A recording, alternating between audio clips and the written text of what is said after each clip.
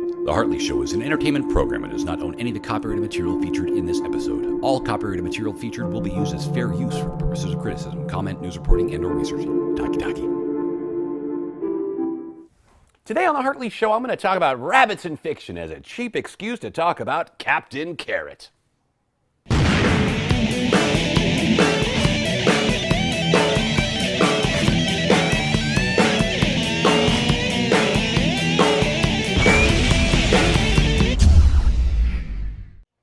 So, of course, if we're going to talk about fictional rabbits, you got to start off with Bugs Bunny. He's the granddaddy of all bunnies in the world of fiction with his cross-dress and missing the toin at Albuquerque infinite pocket antics. What a cool Bugs. I mean, come on. The guy was fun, right? Then, of course, more near and dear to my heart is the world of fictional rabbits in comic books. I wanted to address Thunder Bunny. Thunder Bunny was this really cool, obscure superhero who was oddly serious. He was this kid, he was a lot like Captain Marvel, Shazam, this kid who could transform into a rabbit who inhabited a world that was just a normal superhero world, but he just happened to turn into like a super powerful flying rabbit. I ever only owned one comic of it, but I read it over and over and over again. It had really, really good art, and it was a short-lived series. It ended in the 80s and never came back, and it should come back one of these days because it was fantastic. Other notable rabbits would be Hoppy the Marvel Bunny, who was part of the Shazam family. He didn't have a very long existence either, but he was fun, and they bring him back every now and then. Of course, you have to mention Usagi Yojimbo, Stan Sakai's super famous long run on it's a fantastic book. Fantastic book. It's still at this day. You can buy great collected editions from Dark Horse, but the granddaddy of all rabbits in comics is Captain Carrot, created by Scott Shaw and some writer guy whose name I can't think of off the top of my head. I think it was Roy Thomas. I think it was probably Roy Thomas. I just can't remember who the writer's name was off the bat. But Captain Carrot was sort of a weird little thing that happened. DC, they wanted to do their own funny animal book. So they came up with this concept called Just a Lot of Animals. But it turned out they couldn't license out their own caricature of their own characters, so they had to rejigger the concept, and they came up with Captain Carrot and his amazing zoo crew. The story follows Roger Rabbit, that's right, he was the original Roger Rabbit, who discovers that when he eats the carrots that were growing on his ledge, they gave him superpowers for 24 hours. Hence, he has the carrots on the side like guns, because out of all the characters in the zoo crew, he was the only one whose powers were temporary. The powers were granted to him by a meteorite, some weird powered meteorite that landed in his little grow box outside his window where he grew his carrots. Little known fact, Captain Carrot's first appearance was in New Teen Titans number 16 by George Perez and Marv Wolfman, and it co-starred Superman.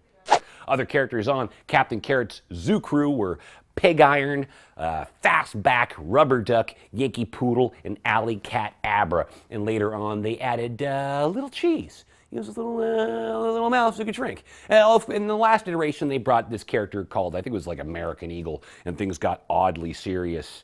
And he was kind of lame and stuff. Now, sadly, the original Captain Carrot series, it went on to it's 30 issues or so. It got kind of crappy once the original artist, Scott Shaw, left. They brought in this guy, Rick Hoberg, who was kind of a lame-ass artist. I never liked the guy. His art was always kind of stiff. I still followed the book. It was fantastic with great villains like, Frogzilla. I mean, how did you not love Frogzilla, man? But by the end of the series, it sort of had lost gas. And they decided to try and reboost the series with a storyline miniseries called Captain Carrot and the Oz Wonderland War. And I don't know why they thought they should make Captain Carrot serious. It was odd, which of course also included the other rabbit, the white rabbit from Alice in Wonderland. So Captain Carrot languished in limbo for years and years, and they brought him back just before they did the, I think, Infinite Crisis, I think it was. And they had him as a backup tale in some Teen Titans comics. They were getting all kind of weirdly serious. Somebody killed Little Cheese, and who killed Little Cheese? And it was kind of lame. Then they gave him his other mini-series after that, Captain Carrot and the Lost Ark or something like that. It was another sort of lame attempt. They brought back Scott Shaw, but it just kind of missed the mark. And at the end of the whole series, it didn't even end with a good ending. It ended with this weird, they got transformed into actual animals in our actual world, and then they were brought back at the end of Final Crisis. Oh, that's right, it tied into Final Crisis, for one panel. They tried to make it seem like it was this big, huge thing. They brought him back for one panel, and they just stood around looking portable. Little known fact, rabbits are not actually members of the rodent family. They are in fact lagomorphs. So, fast forward to the modern day era. DC in the New 52, they decided to reinvent Captain Carrot as if sort of a Rocket Raccoon style Captain Carrot in this book called Threshold. They decided to make him sort of this badass sci-fi take where he had like a cyborg leg and a scar on his face. I really enjoyed the book. It was written by Keith Giffen, but it got no accolades whatsoever. For whatever reason, nobody cared about the book whatsoever. I think it's a great read in the first trade paperback, Threshold. Well worth your time. But since it didn't sell, they sort of just let that go on the back burner. Fast forward to Multiversity, where they've given us now an awesome take on Captain Carrot. Just a fantastic, very cool, slick-looking, modern take on Captain Carrot. And, hey, you know, he's back. We'll see if they do anything with him further from that point. Little known fact, although DC Comics was not able to produce their own Just a Lot of Animals comic book, Captain Carrot's alter ego was the artist for Just a Lot of Animals, and they were able to do a little crossover in the book. So there you have it. Rabbits in fiction, particularly Captain Carrot and his amazing zoo crew. As always, a giant thanks to Taz for letting us film here. Thank you for watching, and a special shout out to my dear beloved pal, Tucker Holmberg. I miss you, buddy.